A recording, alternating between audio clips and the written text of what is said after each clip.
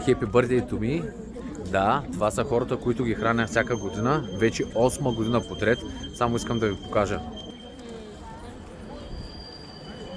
Всеки близък до мене, който ме познава, знае, че аз обичам така да се празнувам рождените дни. Вместо да празнувам с торти и партита, реших да го празнувам по малко по-различен начин. Това го правя вече 9-та година, между другото. Вместо да получавам подаръци, винаги аз дам.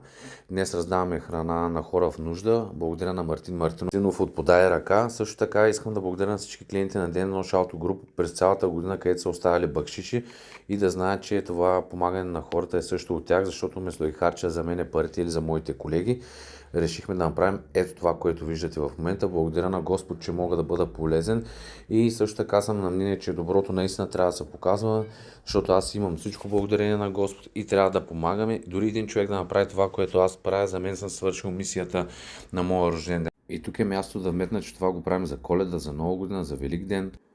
Просто винаги, когато имам възможност. Благодаря на всички, които ми се връзват, на целия екип на Ден Нож Ауто Груп, на майка ми, на баща ми, на цялото ми семейство, че са ме възпитали по този начин и приятели, бъдете здрави и винаги носете светлината в сърцето си. Обичам ви!